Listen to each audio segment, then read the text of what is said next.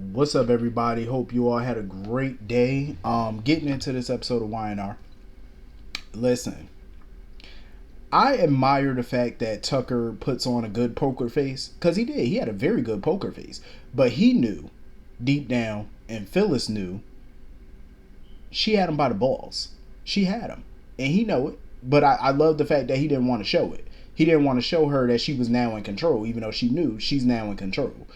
Um, Tucker he tried to play a good game. He failed because at the end of the day, he could try to put that shit off on Victor and the Newmans all he want. Oh well, if that information comes out, it's gonna have major blowback for the Newmans. I ain't gonna lie. Is there gonna be probably some blowback for them? Sure, sure. But Tucker and Audra are gonna face the biggest blowback from this because they could face criminal charges. They could be facing a civil suit. You know what I'm saying? It's going to be worse on them than the Newmans because the Newmans could sit here and put out a press release and say, well, they just discovered this when they took the company over. Their hands is clean. You know what I'm saying? They got emailed proof that this was all Tucker and Audra, and they got the dates to back it up. And the dates will obviously show that this was going on long before the Newmans even acquired McCall Unlimited. So their hands would be totally clean on this. This is on Tucker. He know it. He know it. He's got, and he know it. Adam and Phyllis pretty much got his balls in a vice grip. He knows it. And I'm not surprised that he's not telling Ashley about this because the blowback from this is going to be huge if that shit gets leaked. The civil suits, criminal charges, plus he's a part of Ashley's new company, so the blowback for her is going to be major because as long as he's a part of her company and stuff like that, it's going to fail before it even gets off the ground. So it's going to be a disaster. And he knew it. That's exactly why he went to Adam to try to make a little deal. Like, oh, what do you want? What can I give you? He was like a little desperate man. I'm not surprised that Adam is trying to help Phyllis because a big part of this it's not even about Phyllis. He ain't trying to help Phyllis because he like her. I feel like part of Adam's agenda for this is Audra because her name is attached to this, and he wanted Audra the hell out of Newman Media. That's a step for him to get her out. You know what I'm saying? He could use that information to his advantage. Dangle it over her head, make her quit.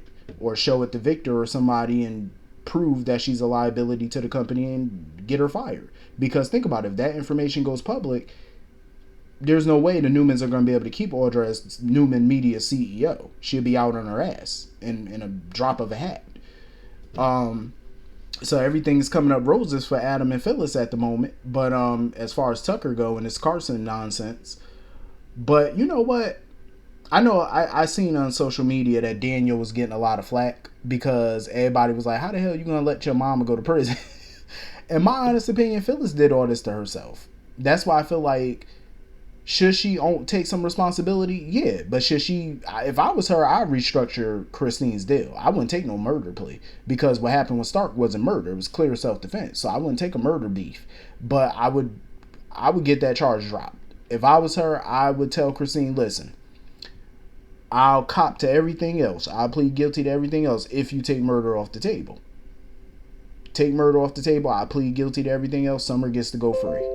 But I don't think Summer gonna go to prison anyway because Chase told her, not Chase, Chance, I'm sorry. Even I be thinking, when I'm thinking about Chance, I be thinking about Chase from GH. So I get the two names mixed sometimes.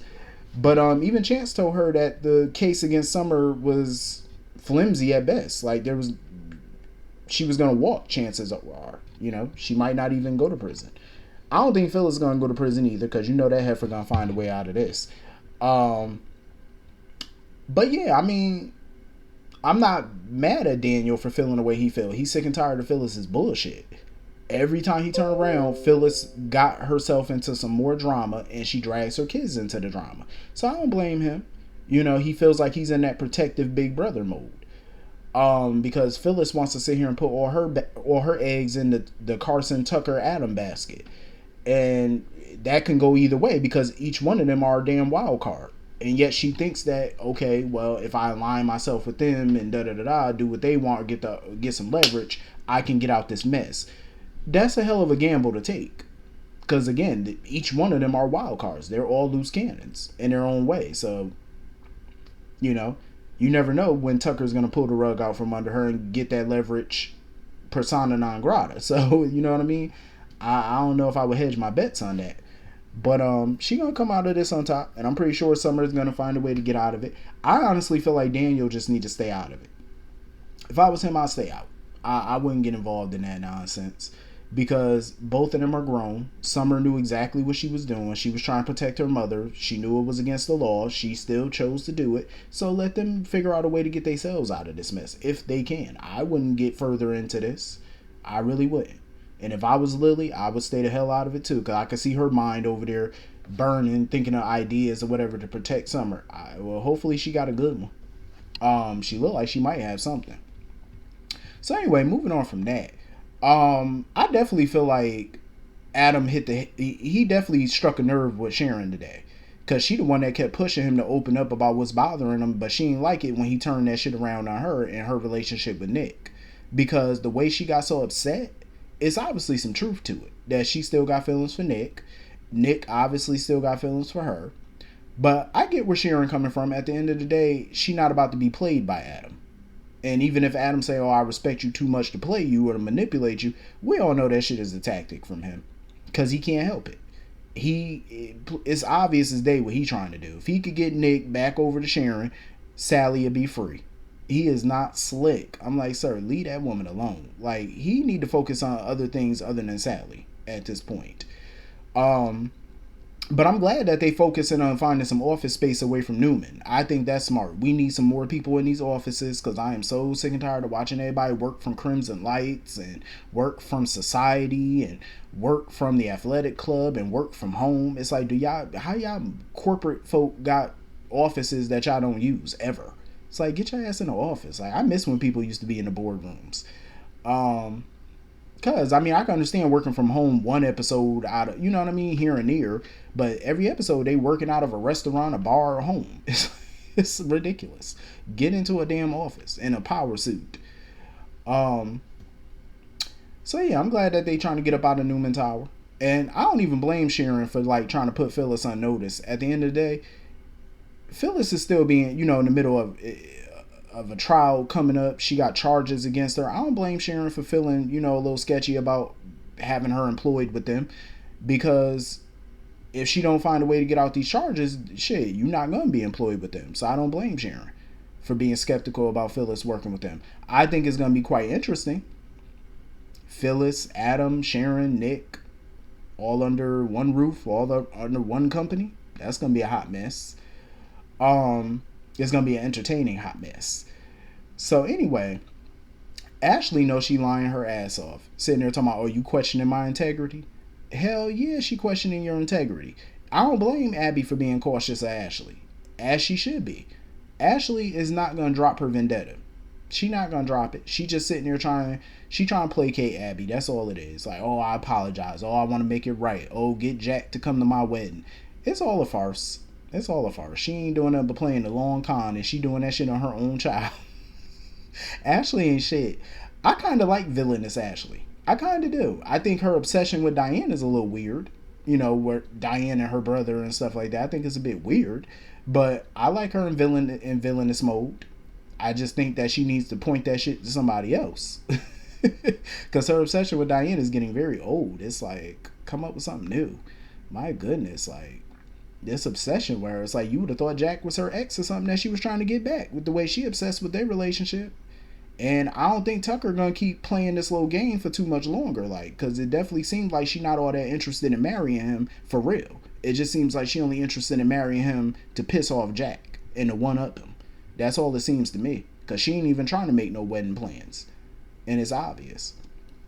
And she's still scheming, trying to get Billy on their side and stuff. I'm like, yep, she was straight lying to Abby. Of course. And I don't blame Devon for feeling the way he feel. Like, he don't want Abby to get hurt, in the process of this little damn feud. I'm still not feeling him and Abby as a couple, though. I'm not. I don't see no spark. I just don't. And my thing about the Chancellor Mansion, because when Lily came over there knocking on the door and Devon didn't hear her, I'm like, that mansion ain't got no doorbell? Big ass house like that? And in this day and age, it is 2023. They don't have a Ring doorbell camera? Cause when you got a Ring doorbell camera, that bitch chime every time somebody walk up. You hear the chimes and stuff like that. You get an alert. So I'm just like, what type of security I got at the house? Like, I'm just saying. I'm glad him and Lily buried the hatchet and they working cohesively together for once. And they plan on expanding or looking into expanding into Asia. As much as I love Jill and I love that Jill owns the mansion now, everybody already know that's always gonna be Catherine Chancellor house. Like, let's be real. It's always gonna be her mansion. We all know. Ain't no ifs, ands, buts about it. It's always gonna be hers. So I'm glad that they're acknowledging that. It's always gonna be hers, no matter what nobody do. That's Catherine's home. But I do know that when this wedding go down between Ashley and Tucker, it's gonna be a mess. That's gonna be some shit. I wouldn't even be surprised if Tucker working on something. Like if he just get fed up with Ashley and drop a bomb on her at the wedding. I would be laughing my ass off. I really would. Because I could see it in his face in some episodes. Like he's getting tired of her shit. Like as much as he love her and he trying to hang on, he could tell like she not really in this out of love. It's not purely out of love. Because every conversation is always about Jack and Diane. And he getting tired of it. He getting frustrated. So I could see him just finally giving in and just breaking up with her or playing her at the ceremony. I could see him doing it. So anyway, that's pretty much the whole episode. Hit the comment section. Let me know what you all thought. And I will see you all later. Have a good night. Peace.